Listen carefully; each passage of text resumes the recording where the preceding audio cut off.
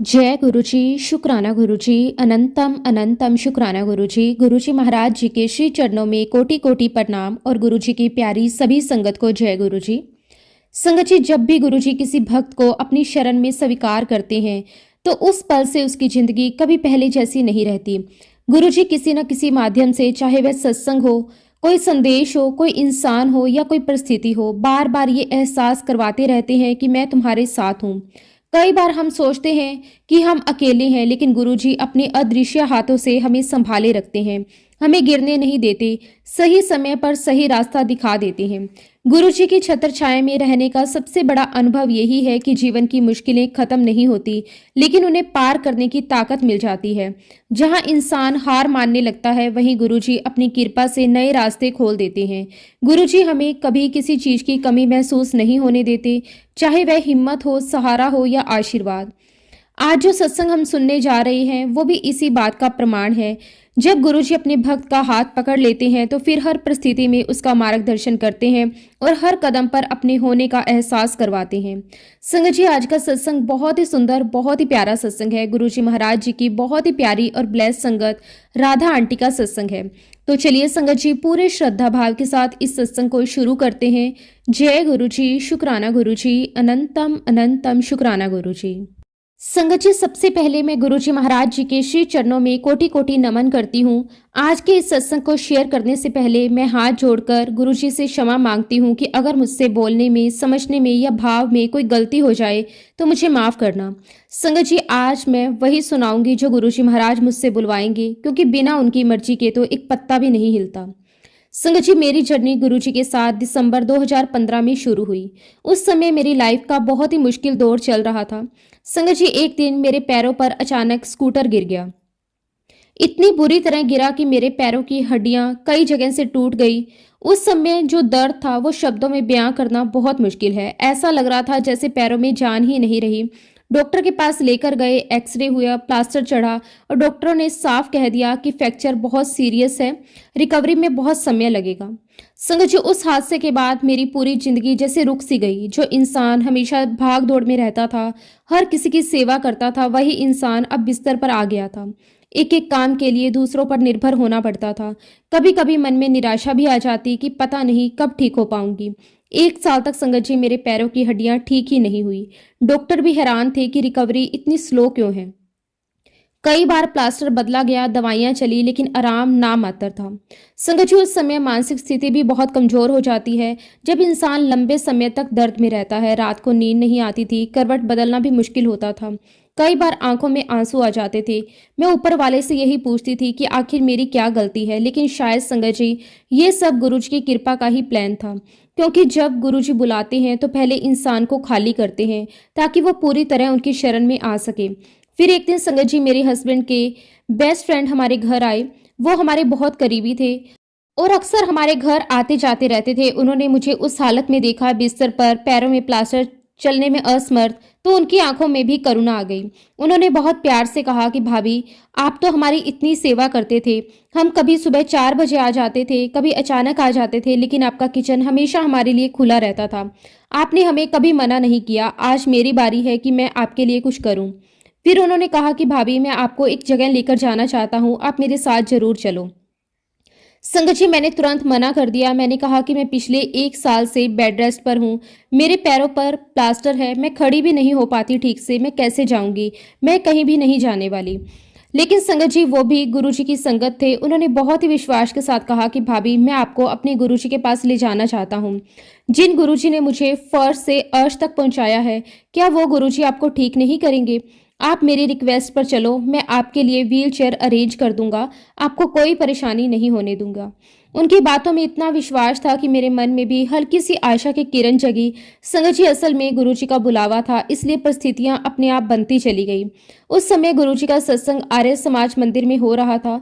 गुरुजी महाराज जी ने मुझे अपने दर्शन और आशीर्वाद के लिए वहीं बुलाया। फिर संगत जी मैं किसी तरह तैयार हुई। अंदर से डर भी था, दर्द भी था, लेकिन मन में एक अजीब सी शांति भी थी, जैसे कोई अंदर से कह रहा हो कि चलो सब ठीक होगा। संगत जी, आप यकीन नहीं करोगे, जैसे ही मैंने गुरुजी के दरबार में अपना कदम रखा, मुझे ऐसा महसूस हुआ जैसे मेरे शरीर में अचानक ऊर्जा आ गई हो। जैसे किसी ने अंदर से जान भर दी हो। जो दर्द मैं पूरे रास्ते महसूस कर रही थी, वो उस पल जैसे हल्का पड़ गया। वातावरण इतना दिव्य था, इतनी पॉजिटिव एनर्जी थी कि शब्दों में बयान नहीं की जा सकती। सच में ऐसा लग रहा था जैसे स्वर्ग में आ गई हूँ। मेरे हाथ में स्टिक थी। एक तरफ से मेरे हस्बैंड ने मुझे पकड़ा हुआ था। धीरे धीरे कदम रखते हुए मैं अंदर जा रही थी। सामने गुरुजी का बहुत बड़ा और दिव्य स्वरूप लगा हुआ था। संगत जी, जैसे जैसे मैं आगे बढ़ती जा रही थी, मेरी नजर गुरुजी के चेहरे से हट ही नहीं रही थी।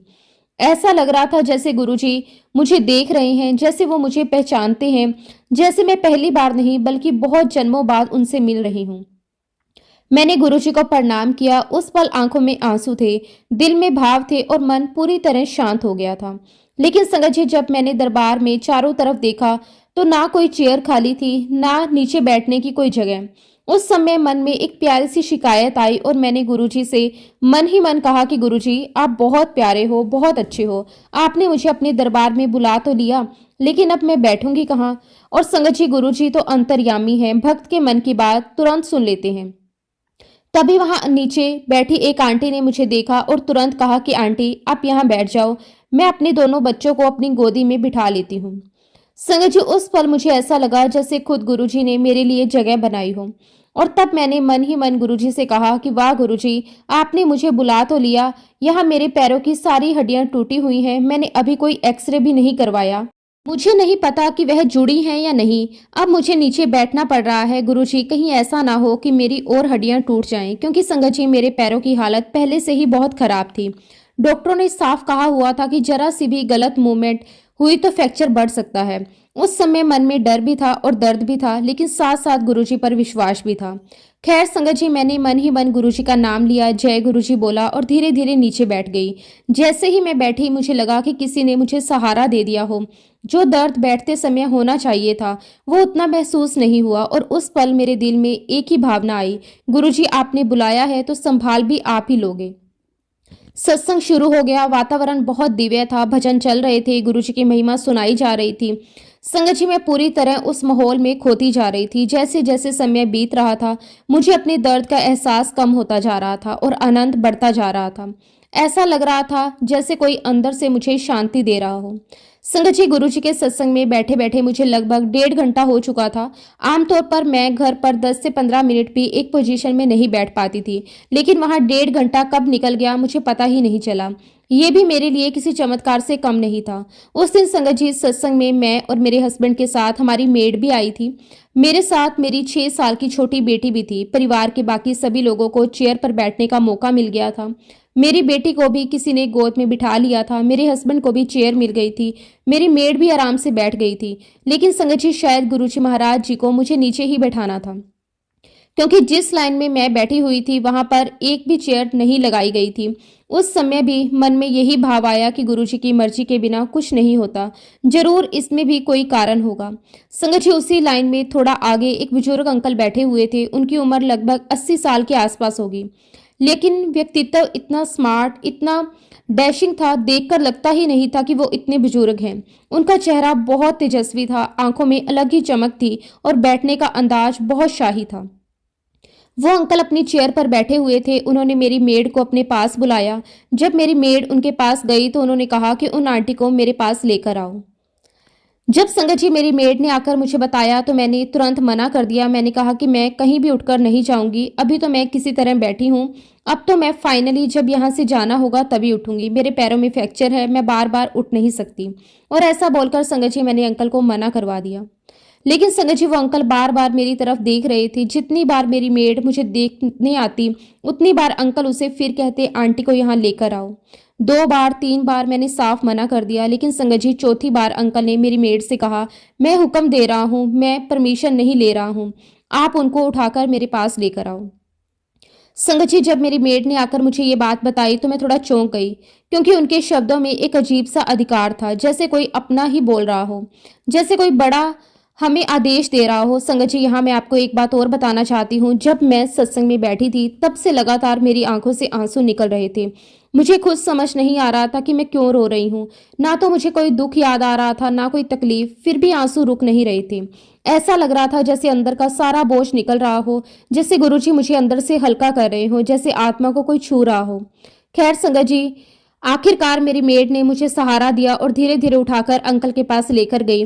संगत जी, वहां पहुंचकर मुझे बड़ा आश्चर्य इस बात का हुआ कि पूरे हॉल में पिन ड्रॉप साइलेंस था। ना कोई अंदर आया, ना कोई बाहर गया। दरबार में सब लोग ध्यान से सत्संग सुन रहे थे, लेकिन मेरी आंखों के सामने जो दृश्य था उसने मुझे अंदर तक हिला दिया। क्योंकि जहां अभी तक कोई जगह नहीं थी, वहां अंकल के पास में 2 चेयर खाली पड़ी थी। संगत जी, मुझे समझ ही नहीं आ रहा था कि ये कैसे हुआ, कब हुआ, किसने रखी, क्योंकि मैंने खुद पूरे हॉल में आते समय देखा था, कहीं कोई चेयर खाली नहीं थी। उस पल मेरे मन में तुरंत भाव आया, ये गुरुजी की लीला है, ये साधारण नहीं है। जब संगत जी मैं अंकल के पास गई तो अंकल ने मुझे एक चेयर छोड़कर बैठने के लिए कहा। मैं वहां पर बैठ गई और संगत जी, जैसे ही मैं बैठी उस पल मुझे अंदर से एक अजीब सी शांति महसूस हुई। ऐसा लग रहा था जैसे मैं सही जगह पर आ गई हूँ, जैसे कोई अदृश्य शक्ति मुझे वहां तक लेकर आई हो। तब उन अंकल ने बहुत प्यार से, बहुत करुणा भरी आवाज में मुझसे पूछा, आपके पैरों में क्या हुआ है? आप काफी टाइम से रो रहे हो। संगत जी, उनके पूछने का अंदाज बिल्कुल साधारण नहीं था। ऐसा लग रहा था जैसे उन्हें पहले से सब पता है, बस मुझसे कहलवाना चाहते हैं। फिर संगत जी मैंने उनको सब कुछ बताना शुरू किया। मैंने बताया कि कैसे मेरे पैरों पर स्कूटर गिरा, कैसे उस हादसे ने मेरी जिंदगी बदल दी, कैसे मेरी हड्डियां इतनी बुरी तरह टूट गई कि डॉक्टर ने कहा कि आपकी हड्डियों का तो पाउडर बन चुका है, रिकवरी बहुत मुश्किल है। संगत जी, मैं बताते बताते रोती जा रही थी, क्योंकि वो दर्द, वो 1 साल की तकलीफ, वो असहायता, सब कुछ उस पल जैसे फिर सामने आ गया था। तब संगत जी वो अंकल मुझे बहुत गहराई से देखने लगे। उनकी आंखों में करुणा भी थी, विश्वास भी था और एक अजीब सा आत्मविश्वास भी था। फिर उन्होंने मुझसे कहा कि अगर मैं तेरा पैर ठीक कर दूं तो क्या तुम जिंदगी भर गुरुजी का शुक्राना करोगी?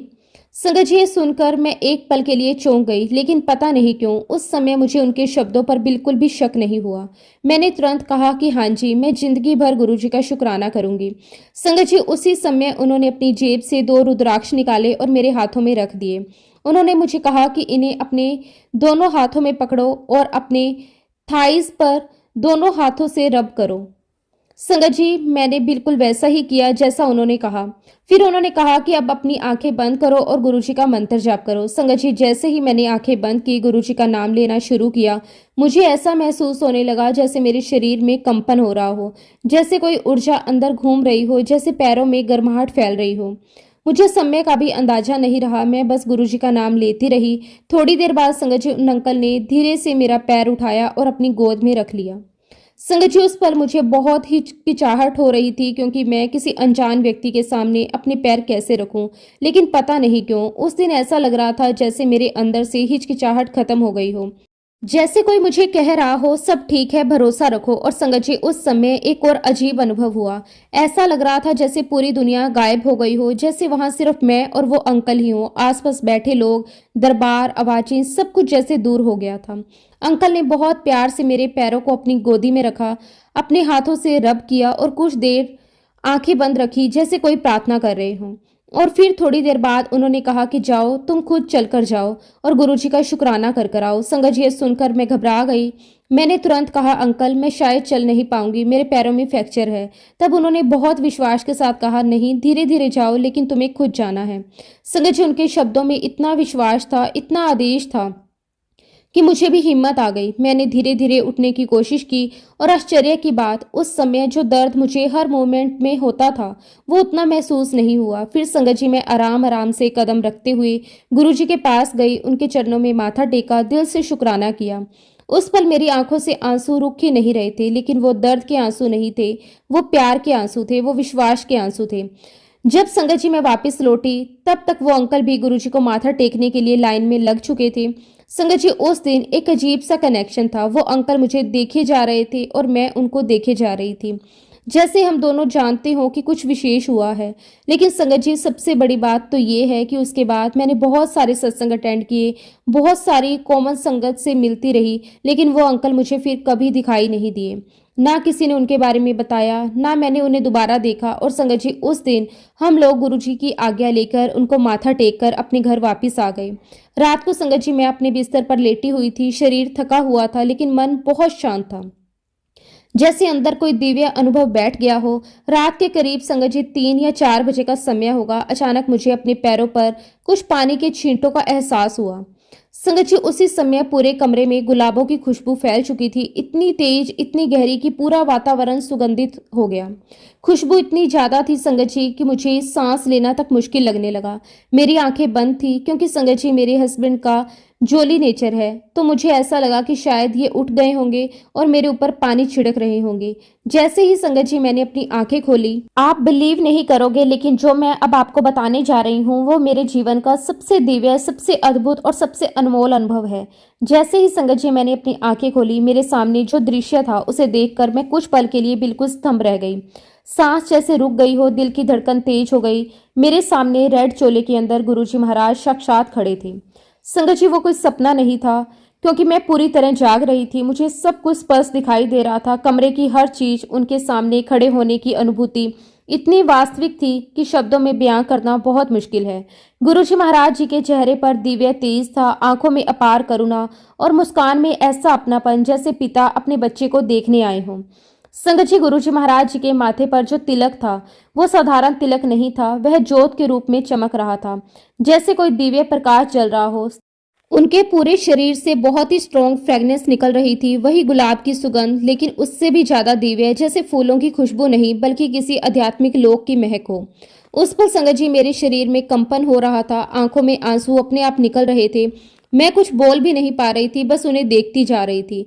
ऐसा लग रहा था जैसे समय रुक गया हो, जैसे पूरी दुनिया खत्म हो गई हो, सिर्फ मैं और मेरे गुरुजी ही रह गए हों।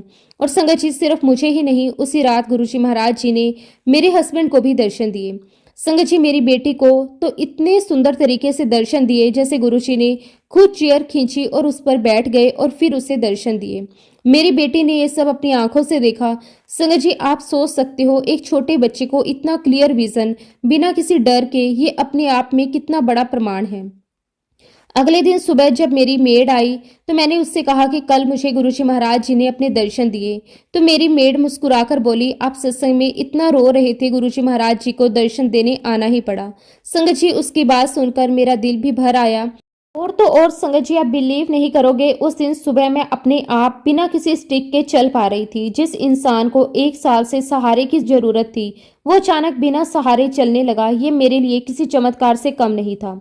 फिर संगत जी मैंने अपनी बेटी से भी पूछा, क्या तुझे रात को कोई खुशबू आ रही थी? तो वो बोली, हाँ मम्मा मुझे खुशबू आ रही थी और कल रात मुझे गुरुजी ने दर्शन दिए। संगत जी ये सुनकर मैं अंदर से हिल गई। तब मैंने अपनी बेटी से क्रॉस चेक किया। मैंने पूछा, बताओ गुरुजी ने क्या पहना था? तो वो तुरंत बोली, मम्मी गुरुजी ने रेड कलर का चोला पहना हुआ था। संगत जी ये सुनकर मुझे बड़ा आश्चर्य हुआ, क्योंकि मैंने भी गुरुजी को उसी रूप में देखा था। और संगत जी मेरी बेटी ने आगे कहा कि मम्मा गुरुजी के माथे पर तिलक की जगह जोत जल रही थी। संगत जी यही तो मैंने भी देखा था, बिल्कुल वही। उस पल मुझे पूरी तरह विश्वास हो गया कि ये कोई कल्पना नहीं थी, ये साक्षात गुरु कृपा थी।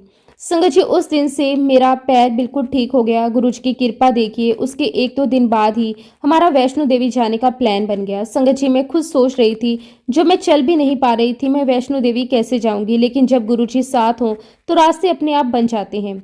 संगत जी जब मैं वैष्णो देवी पहुंची और माता रानी के दर्शन कर रही थी, उस समय मेरे मन में सिर्फ एक ही बात आ रही थी, मैं यहाँ तक आ गई, मैंने वैष्णो देवी के दर्शन कर लिए, ये सब गुरुजी महाराज जी ने ही किया है। दिल में सिर्फ प्रेम था, सिर्फ शुक्राना था। जैसे ही संगत जी मैं माता रानी के दर्शन करके बाहर आई, वहां जमीन पर कोई पानी नहीं था, सब सूखा था। लेकिन अचानक मेरा पैर फिसला और मैं नीचे गिर गई। जैसे ही मैं गिरी संगत जी मेरे पैरों में से हड्डियों की आवाज आई। उस पल 1 सेकंड के लिए मुझे लगा कि शायद फिर से फ्रैक्चर हो गया, लेकिन अगले ही पल अंदर से एक भाव आया, नहीं ये भी गुरुजी की लीला है। और सच में संगत जी ऐसा लगा जैसे गुरुजी महाराज जी ने मुझे गिराकर मेरी फिजियोथेरेपी करवा दी हो, मेरे अंदर की हड्डियां सही जगह सेट कर दी हों। उसके बाद जो हल्कापन मेरे पैरों में आया वो मैंने पहले कभी महसूस नहीं किया था। एंड बिलीव मी संगत जी उस दिन के बाद से मेरे पैरों में कभी कोई प्रॉब्लम नहीं हुई। गुरुजी महाराज जी ने मुझे बिल्कुल ठीक कर दिया। संगत जी मैंने गुरुजी का दिल से बारंबार बहुत बहुत शुक्राना किया। अनंतम अनंतम शुक्राना मेरे मालिक, आपका कोटि कोटि शुक्राना। संगत जी, मैं अपना एक बुटीक चलाती हूँ और गुरुजी की कृपा से घर गृहस्थी भी संभालती हूँ। मेरा एक 4 साल का बेटा है। संगत जी, जब वह छोटा था तब से ही उसे टॉन्सिल की बहुत ज्यादा समस्या रहती थी। बार बार गला खराब हो जाता, बुखार आ जाता, सूजन इतनी बढ़ जाती कि उसे खाना निगलना मुश्किल हो जाता। कई बार तो वह पानी भी ठीक से नहीं पी पाता था। संगत जी, एक माँ के लिए इससे बड़ी पीड़ा क्या हो सकती है कि उसका बच्चा भूखा हो, दर्द में हो, वह कुछ कर ना पाए। हम डॉक्टर के पास गए, कई स्पेशलिस्ट को दिखाया, दवाइयां चली, टेस्ट हुए, लेकिन आराम स्थायी रूप से नहीं आया। धीरे धीरे करके संगत जी उसके इलाज में इतना पैसा लगा, लाखों रुपए तक लग चुके, लेकिन परेशानी वही की वही थी। आप बिलीव कीजिए संगत जी, इतना छोटा बच्चा एक एक महीने तक ठीक से खा पी नहीं पा रहा था। उसका चेहरा उतर गया, कमजोरी आ गई, और माँ होने के नाते मेरा दिल हर समय रोता रहता था। क्योंकि संगत जी, तब तक हम गुरुजी को मानने लगे थे, गुरुजी का मंत्र जाप करते थे, गुरुजी पर विश्वास बनने लगा था, तो हम हर परेशानी में गुरुजी को याद करते थे। एक दिन संगत जी, मेरे बेटे ने मासूमियत से गुरुजी महाराज जी से अरदास की। उसने हाथ जोड़कर कहा कि गुरुजी प्लीज आप मेरा ऑपरेशन मत होने दो, आप प्लीज मुझे ऐसे ही ठीक कर दो। संगत जी, उस मासूम बच्चे की प्रार्थना सुनकर मेरा दिल भर आया, क्योंकि बच्चे की प्रार्थना सीधी ऊपर तक जाती है। उन दिनों संगत जी, हम लोग थोड़े फाइनेंशियल क्राइसिस से गुजर रहे थे। खर्चे बढ़ गए थे, इलाज पर पैसा लग चुका था, और उसी समय डॉक्टर ने कहा कि अब ऑपरेशन करना पड़ेगा। डॉक्टर ने ऑपरेशन का खर्चा 1.25 लाख से 1.5 लाख तक बताया। संगत जी, उस समय ये रकम हमारे लिए बहुत बड़ी थी। उसी दिन मेरे हस्बैंड बाहर गए हुए थे, मैं घर पर अकेली थी, और उस दिन सत्संग भी था, लेकिन मैं अकेली जा नहीं पाई। तब मैंने मन में एक विचार आया, आज सत्संग का लंगर कैसे मिलेगा, मैं गुरुजी का प्रसाद कैसे लूंगी। और संगत जी, उसी समय बिल्कुल साफ मेरे कानों में गुरुजी की आवाज आई। गुरुजी ने कहा, मेरे लिए मूंग मसूर की दाल बना, 4 रोटियां बना और मुझे भोग लगा, मैं उसे लंगर बना दूंगा। संगत जी, उस पल मुझे बिल्कुल भी शक नहीं हुआ, क्योंकि आवाज इतनी स्पष्ट थी जैसे कोई सामने खड़ा होकर बोल रहा हो। मैं तुरंत किचन में गई, वही बनाया, मूंग मसूर की दाल, 4 रोटियां, प्यार से थाली सजाई, गुरुजी को भोग लगाया, और संगत जी, वही लंगर प्रसाद मैंने अपने बेटे को दिया। उस समय भी मन में विश्वास था, लेकिन पूरी तरह समझ नहीं थी कि क्या होने वाला है। लेकिन संगत जी, आप बिलीव कीजिए, आज मेरा बेटा 11 साल का हो चुका है। उस दिन से लेकर आज तक उसे कभी भी टॉन्सिल की कोई समस्या नहीं हुई, ना सूजन, ना दर्द, ना ऑपरेशन, कुछ भी नहीं। ये सब हमारे गुरुजी महाराज जी की कृपा है। शुक्राना मेरे मालिक, आपका अनंतम अनंतम शुक्राना। संगत जी, एक बार की बात है, हम सत्संग में गए हुए थे, मैं और मेरे हस्बैंड दोनों साथ थे। उस दिन मेरे मन में लगातार यही विचार चल रहा था, आज मैं गुरुजी का शुक्राना करूंगी कि उन्होंने मेरे हस्बैंड को लाइफ ब्लेस की, उनकी रक्षा की। संगत जी, मेरे पीछे एक आंटी बैठे हुए थे, और सत्संग में ना तो कोई हमें जानता था, ना हम किसी को जानते थे। सब अपने अपने भाव में बैठे हुए थे। लेकिन संगत जी, तभी उन आंटी के मन में गुरुजी महाराज जी ने एक सोच डाली। गुरुजी महाराज जी ने उन्हें कहा कि आज ये आंटी नहीं, उनके हस्बैंड सत्संग करेंगे, वो शुक्राना करेंगे। उसी समय संगत जी, उन आंटी ने मेरे हस्बैंड से कहा कि गुरुजी महाराज जी का हुक्म है, आज आप उनका शुक्राना करेंगे। संगत जी, हम दोनों चौंक गए, क्योंकि हमने किसी को कुछ बताया नहीं था। लेकिन गुरुजी तो अंतर्यामी हैं, मन की बात जान लेते हैं। मेरे हस्बैंड उठे, उन्होंने गुरुजी का दिल से शुक्राना किया। उसी समय संगत जी, मुझे गुरुजी महाराज जी ने एक विजन दिखाया। मैंने देखा कि गुरुजी महाराज एक पेड़ के नीचे खड़े हैं, उनके हाथ में एक कटोरा है। उस कटोरे के अंदर संगत जी मुल्तानी मिट्टी है। संगत जी, मैं उस मुल्तानी मिट्टी को वहां पर एक अंकल हैं, उनके सर पर लगा रही हूँ, उनकी पीठ पर लगा रही हूँ। और जब संगत जी मैं मुल्तानी मिट्टी लगा रही थी, तो उन अंकल के हाथ पैर वाइब्रेट कर रहे थे, जैसे कोई ऊर्जा उनके अंदर काम कर रही हो। मैंने गुरुजी से पूछा, गुरुजी ये कौन है, आप ये मुझसे क्यों करवा रहे हो? तो गुरुजी मुझे कहने लगे, ये तेरी सेवा है, तू बस वो करती जा जो मैं बताता जा रहा हूँ। मैं दुनिया का कल्याण करूंगा और तेरे परिवार की रक्षा करूंगा। संगत जी, ये सुनकर मेरा दिल भाव से भर गया, और संगत जी, जैसे ही मैंने आंखें खोली तो मुझे फिर एक विजन दिखाई दिया। मुझे एक और दिव्य अनुभव होने लगा, जैसे मैं उसी दरबार में बैठी हूँ, लेकिन साथ ही किसी और लोक में पहुंच गई हूँ। मैंने देखा कि एक बड़ी सी कढ़ाई रखी हुई है, उसमें गुरुजी महाराज अपने हाथों से कुछ बना रहे हैं। संगत जी, वो कोई साधारण दृश्य नहीं था। कढ़ाई के अंदर जो बन रहा था, उससे एक दिव्य प्रकाश निकल रहा था, जैसे कोई औषधि नहीं बल्कि ऊर्जा तैयार हो रही है। गुरुजी महाराज बहुत ध्यान से, बहुत प्रेम से उस दवाई को बना रहे थे, जैसे माँ अपने बच्चे के लिए भोजन बनाती है। फिर गुरुजी महाराज जी ने मेरी तरफ देखा और बहुत सहज भाव से कहा, ये दवाई तुझे एक संगत को देनी है। संगत जी, ये सुनकर मैं थोड़ा घबरा गई, क्योंकि मुझे समझ नहीं आ रहा था कि कौन संगत कहाँ है, मैं कैसे पहचानूंगी। मैंने गुरुजी से पूछा, गुरुजी मैं कैसे पहचानूंगी कि मुझे किसे देनी है और वह संगत कहाँ है? तो गुरुजी मुस्कुराए और बोले, वो यहीं पर है। संगत जी, उस पल मुझे समझ आ गया कि गुरुजी का काम गुरुजी खुद करवाते हैं, हमें सिर्फ माध्यम बनाते हैं। फिर गुरुजी ने मुझे कहा कि उस संगत को कहना ये होम्योपैथिक दवाई है, ये स्टार्ट करे और पीजीआई का बंद।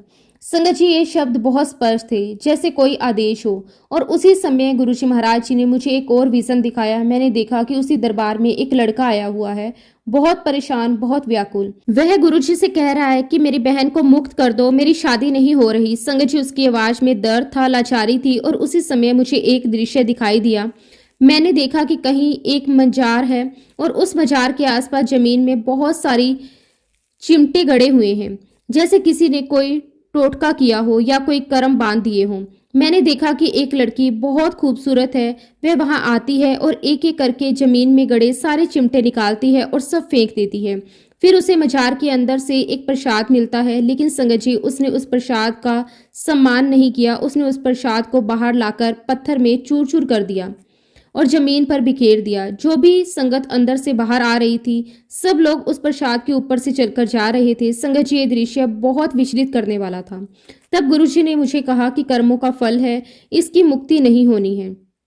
फिर गुरुजी बोले, इसके भाई को कह दे तेरी शादी जरूर होगी, मैं करूंगा तेरी शादी, लेकिन मैं जो भी कहूंगा उसे करना पड़ेगा। संगत जी, ये सुनकर मुझे समझ आया कि गुरु कृपा हमेशा न्याय के साथ होती है। मैंने गुरुजी से कहा कि गुरुजी, आप मुझे बता दो क्या करना है, मैं उस व्यक्ति को जरूर बताऊंगी। तब गुरुजी महाराज जी ने मुझे कहा, एक बूढ़ी औरत है जिसका कुब्ड निकला हुआ है, उसने सफेद साड़ी पहनी हुई है, उसके पैरों में चप्पल नहीं है, तो उसको बोल कि इस बूढ़ी औरत को ये चप्पल पहनाए। संगत जी, सुनते ही मेरे अंदर एक झटका सा लगा, क्योंकि उसी समय मुझे एहसास हुआ ये वही अंकल थे जो मेरे पास बैठे हुए थे, जिनके हाथ पैर वाइब्रेट कर रहे थे। संगत जी, जब सत्संग समाप्त हुआ तो मेरे अंदर एक ही भावना थी, जो भी गुरुजी महाराज जी ने मुझे दिखाया है वो मुझे उस अंकल तक जरूर पहुंचाना है, क्योंकि अब मैं समझ चुकी थी कि ये सब गुरुजी की योजना है, मैं सिर्फ एक माध्यम हूँ। मैं धीरे धीरे उनके पास गई। मैं बहुत विनम्रता से उनसे कहा कि अंकल, मुझे आपसे बहुत जरूरी बात करनी है, अगर आप अनुमति देते तो। उन्होंने तुरंत कहा कि हाँ बेटा बोलो। संगत जी, मैंने उनको पूरा विजन शुरू से लेकर अंत तक बता दिया। कैसे गुरुजी ने दवाई दिखाई, कैसे पीजीआई की दवाई बंद करने को कहा, कैसे उस लड़के को उसकी बहन का दृश्य दिखाया, कैसे मजार वाला दृश्य दिखाया, कैसे बूढ़ी औरत को चप्पल पहनाने की बात कही। संगत जी, मेरी पूरी बात सुनते सुनते अंकल की आंखों में आंसू आ गए। उन्होंने तुरंत इस बात को एक्सेप्ट किया। उन्होंने कहा कि हाँ, मेरी बहन पिछले कई सालों से बेड रेस्ट पर है। संगत जी, उस पल मुझे अंदर से झटका भी लगा और विश्वास भी और मजबूत हो गया, क्योंकि जो मैंने देखा था वो सच था। मेरी बात सुनकर संगत जी, उनको बिल्कुल यकीन आ गया कि गुरुजी महाराज जी ने ही ये सारा सोल्यूशन दिया है।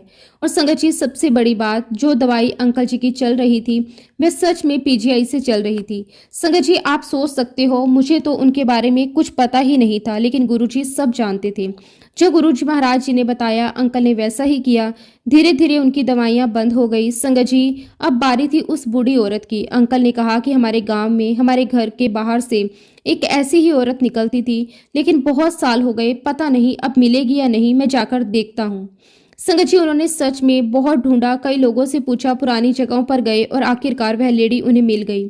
संगत जी, वही रूप, वही कुबड़, वही सफेद साड़ी, वही नंगे पैर। अंकल ने तुरंत उन्हें चप्पल पहनाई और फिर चप्पल ही नहीं, उनके साथ बहुत कुछ दान भी दिया, भोजन करवाया, सेवा की।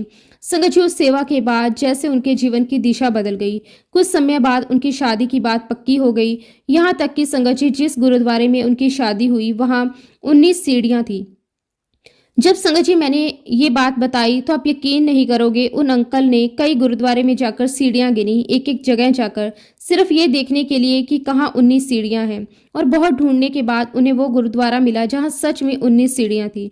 और संगत जी, उन्होंने वहीं पर अपनी शादी की। संगत जी, ये सब सुनकर और देखकर मुझे एक ही बात समझ आई, गुरुजी महाराज जी की योजना कितनी स्ट्रिक्ट होती है।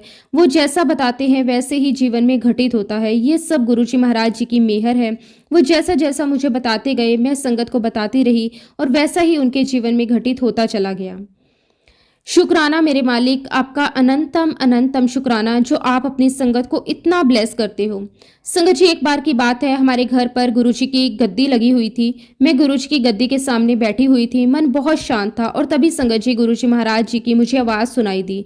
आवाज़ बहुत स्पष्ट थी, जैसे कोई पास खड़ा होकर बोल रहा हो। उस वक्त संगत जी, मेरे हस्बैंड बाहर गए हुए थे।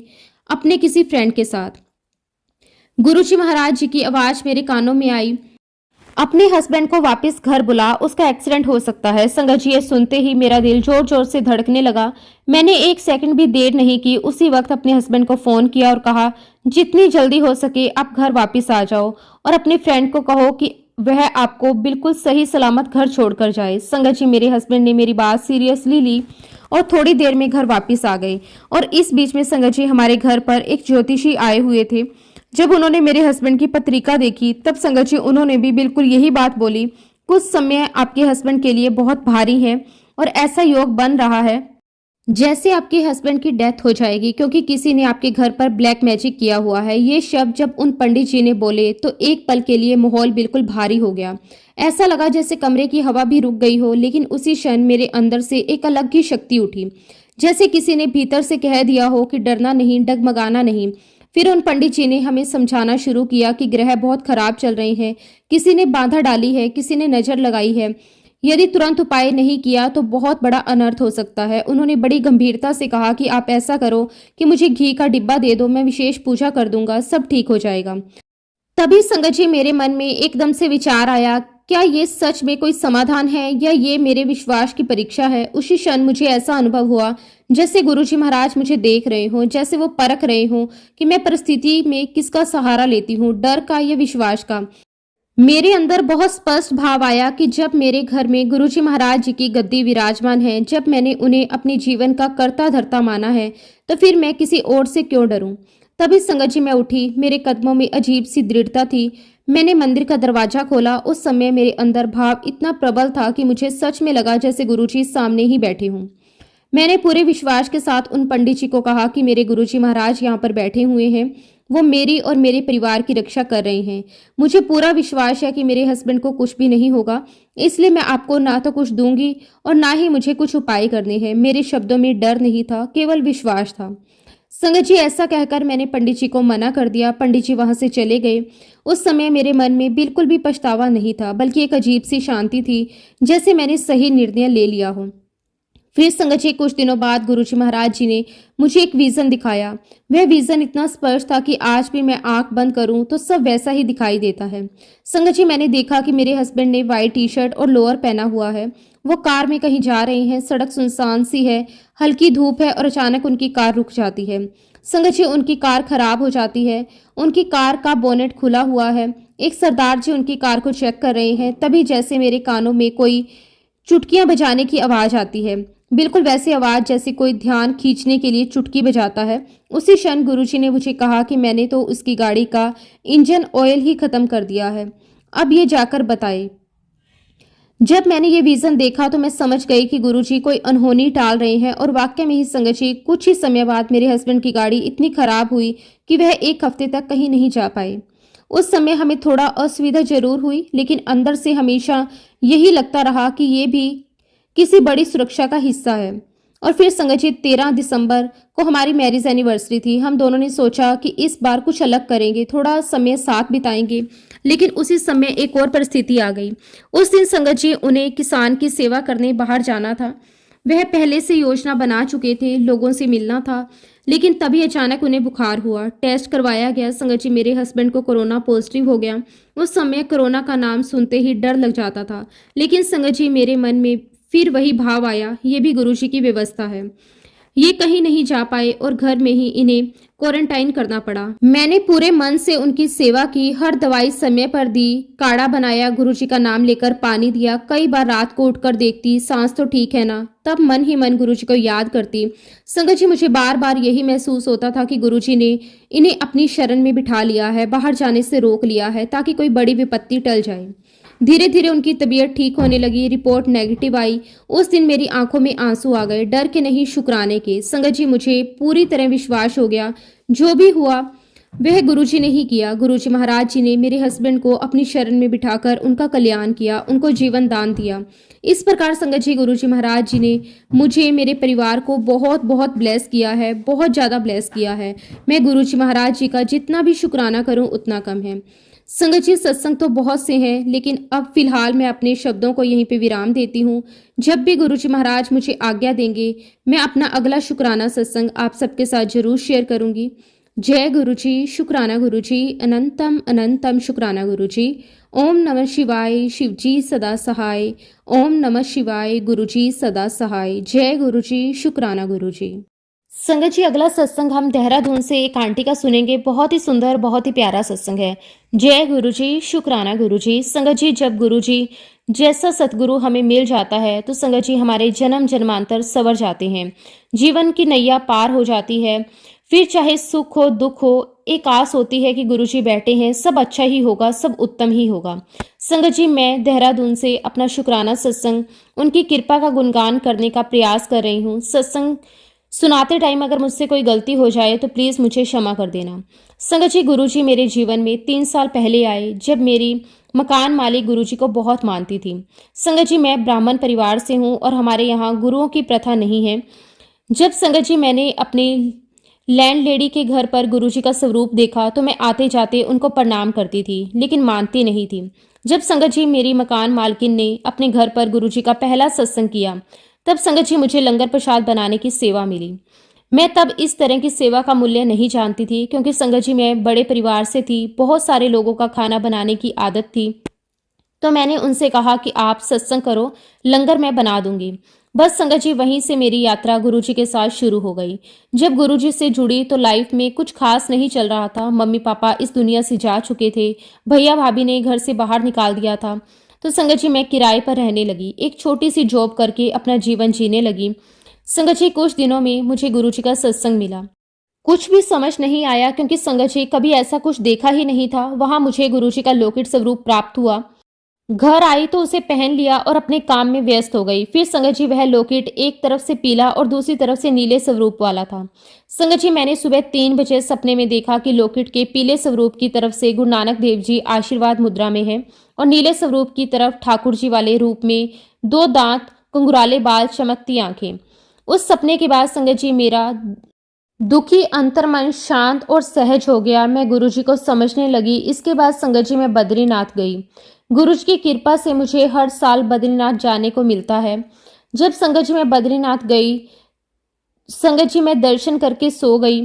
मैं पहले भी 2 बार जा चुकी थी। चंदन आरती का सौभाग्य मिला, जो सुबह 4 बजे होती है। मंदिर अंदर से तो बंद होता है। विष्णु भगवान मेरे कुल देवता हैं। गुरुजी की कृपा से मैंने नारायण शिला क्लियर देखी और उस शिला में मैंने शंख चक्र और विष्णु भगवान को देखा। मैं देखती रह गई। मेरे बद्रीनाथ बाबा मेरे हृदय में प्रवेश हो चुके थे और संगत जी मैं उनका चंदन से श्रृंगार देख रही थी। श्रृंगार होने के बाद भगवान वहां मुझे ध्यान मुद्रा में दिखाई दिए, जिस मुद्रा में बुद्ध भगवान बैठते हैं। संगत जी मैं सोचने लगी, अभी तो भगवान बैठे हैं, लेकिन जो खड़े हैं वो कौन है। तब संगत जी वहां बैठे पुजारी जी ने कहा कि आप लोग जिस रूप में पूजते होंगे भगवान को, आपको उसी रूप में दर्शन होंगे। तब संगत जी मुझे समझ में आया कि गुरु जी महाराज जी ने मुझे साक्षात नारायण के दर्शन दिए हैं। और उसके बाद संगत जी मेरा अंतर्मन गुरु जी की ऐसी कृपा में रम गया कि चारों तरफ सिर्फ गुरु जी ही गुरु जी हैं। खूब सत्संग मिलने लगे और मैं जाने लगी, सेवा भी मिलने लगी। संगत जी जीवन का अकेलापन गुरु जी ने सत्संग और संगत परिवार से भर दिया। इसके लिए मैं गुरु जी महाराज जी का जितना भी शुक्राना करूं उतना कम है। शुक्राना मेरे मालिक, आपका अनंतम अनंतम शुक्राना। संगत जी मेरी मम्मी अचानक चली गई थी और उनकी डेथ के बाद मैं बहुत अकेली सी हो गई। मैं उनको हमेशा खोजती रहती। संगत जी मैं एक सत्संग में गई तो वह सत्संग मदर डे का था।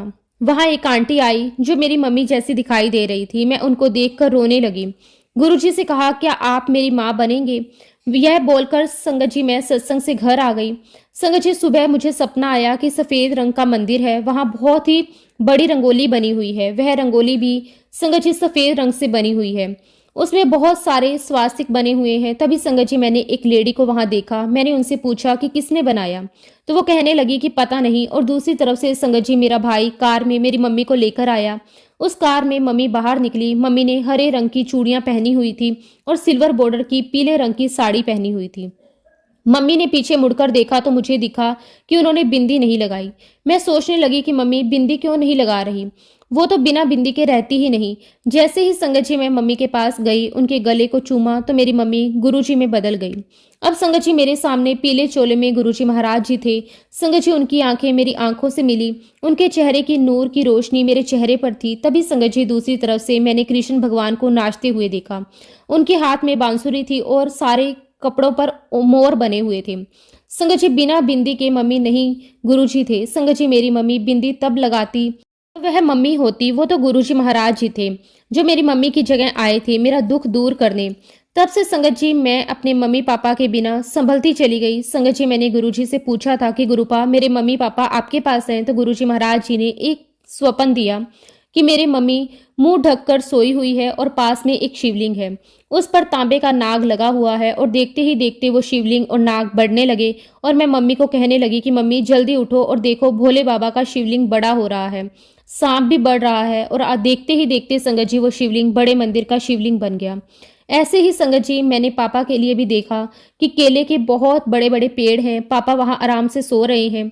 संगत जी, मेरे मम्मी शिव और पापा विष्णु भगवान की पूजा किया करते थे। संगत जी, मेरे पापा ने मंगलवार, बृहस्पतिवार और एकादशी का लाइफ टाइम व्रत किया है। संगत जी, गुरुजी महाराज जी ने मुझे अपने प्रेम और दुलार से सींचना शुरू कर दिया। मुझे बैक टू बैक सत्संग ब्लेस किए, सत्संग सेवा सिमरन और मेरा परिचय करवाया, इसका महत्व बताया। जपजी साहिब, सुखमनी साहिब का मुझे ज्ञान दिया, एक तुच्छ इंसान से अनमोल बनाया। इसके लिए मैं गुरुजी महाराज जी का जितना भी शुक्राना करूं उतना कम है। शुक्राना मेरे मालिक, मेरे मम्मी पापा के जाने के बाद आपने मुझे हर पल संभाल कर रखा, इसके लिए मैं आपका जितना भी शुक्राना करूं उतना कम है। शुक्राना, अनंतम अनंतम शुक्राना। संगत जी, गुरुजी महाराज जी ने मुझे बहुत बहुत ब्लेस किया है। इसी के साथ संगत जी मैं अपने शब्दों को, अपनी वाणी को यहीं पे विराम देती हूँ। जब भी गुरुजी महाराज मुझे आज्ञा देंगे मैं अपना अगला शुक्राना सत्संग भी आप सबके साथ जरूर शेयर करूंगी। जय गुरुजी, शुक्राना गुरुजी, अनंतम अनंतम शुक्राना गुरुजी।